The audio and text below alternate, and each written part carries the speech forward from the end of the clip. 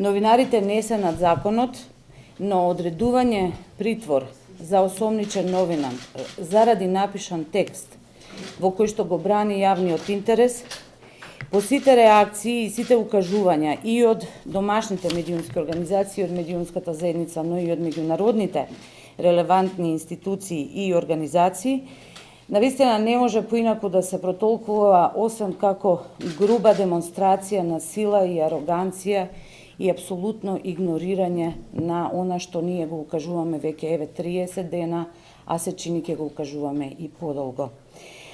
Воедно, одлуката за продолжување на притворот за осомничен новинар за објавен текст представува заплашување на сите новинари, кои што јавниот интерес го ставаат над сопствениот комфор и над интересот на разноразни центри на моќ. Затоа очекуваме нашето барање формално упатено од адвокатот кој што го застапува Томислав Кежаровски за ослободување од притвор и да му се дозволи да се брани од слобода, да биде разгледано и да биде усвоено. Во консултација со нашиот правен застапник, сметаме дека мерката притвор за колегата Кежаровски е неиздржана.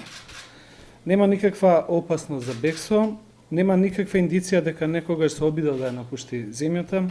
Кежаровски има формирано семејство, нема активни врски со странство и нема имот кој би му овозможил да избега. Строгата казна сама по себе не е доволен доказ да се оправда продолжувањето на притворот. Овој принцип Европскиот суд за човекови права во Страсбург го има изградено во неколку принципи. Одлуката за притвор која се заснова на стереотипна форма на зборови без никакво појаснување, зашто постои ризик од бегство, никогаш нема да го сметаме за прифатлива. Стои во пресудата на судот во Страсбург во предметот Јахџи и Сархин против Турција. За нас не е издржано ниту објаснувањето дека обвинетиот ќе влијае на сведоците, кога се знае дека најголем дел од сведоците веќе се испрашувани. Не постои опасност ниту други обвинети да влијаат врз него. Ваквиот аргумент се побива од Европскиот суд во предметот Трзаска против Полска, дека опасноста за влијанието на сведоците не може да се потпре на апстрактни аргументи, туку мора да постојат фактички околности за да може некој обвинет да се лиши од слобода. Судот во Страсбург ја оправдува ваквата мерка само во случај кога сериозно се нарушени други права. Би истакнала и на фактот дека оваа постапка, овој случај има исклучително негативно влијание врз севкупната состојба со медиумите, новинарството и слободата на изразување во Република Македонија. Овој пример не само што ги обесхрабрува новинарите истражувачи, туку тој ги плаши. Значи, се сее страв, а тоа во никој случај не може да биде во прилог на адресирање и решавање на и така натрупаните огромни проблеми со кои што се соочуваме како медиумска фела, меѓутоа и како држава севкупно. Ова ќе има исклучително лоши последици врз состојбата со не само слободата на изразување и слободата на медиумите, туку севкупно со статусот на човековите права во Република Македонија и би рекла вкупно имиџот и угледот на нашата држава. Како новинар повеќе од 20 години сум ги анализирала и следела притворите во Македонија. Експертската јавност секогаш имаше критички пристап кон нашата судска пракса, само една мерка за безбедност која овде стана правило да се применува како казна. Но во сиве овие години не се сеќавам дека постоел некој случај на притворен осомничен, како што е Кежаровски, што предизвикал толку многу реакции од меѓународните и новинарски асоциации и меѓународните асоциации за човекови слободи и права и слобода на медиуми. Значи, јас не се сеќавам на друг ваков случај да има такви силни реакции од надвор.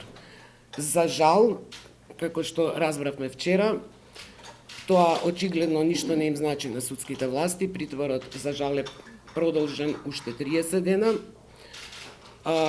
Исто така за жал лесно може да се прогнозира дека веројатно ќе тераат и натаму 30 по 30. А лесно е да се предпостави и дека ваквото однесување, овој случај Кежаровски ќе биде причина Македонија да забележи пат на сите тие ранглисти за слобода на медиуми и човекови права. Но во овој случај не можеме да кажеме дека е, не знам, виновен некоја абстрактна личност. Во конкретниот случај, во продолжувањето на притворот, се знае кој ќе биде заслужен за нашиот пат на сите овие листи. Во контактите со Кежаровски и неговото семејство, што ги имало и по телефон и при видувањата во притвор, дека тоа е во многу тешка пред се психичка состојба,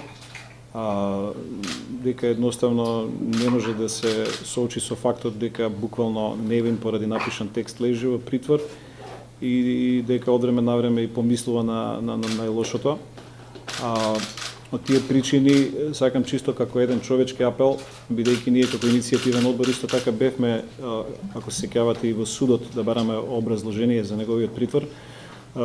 Тогаш од страна на судиите ни беше одговорено дека истражната судика по службена должност, откако ќе ги испита сведоците, ќе го разгледа барањето за ослободување од притвор, бидејќи веќе ќе престанат причините за негово држење во притвор. Но гледаме дека тоа не се случува, дека му е продолжен притворот за уште 30 дена, не знам уште колку долго ќе се одолговлечува со слушувањето на сведоците, но страхотно е сознанието дека вие денес во притвор можете да останете буквално 2 години.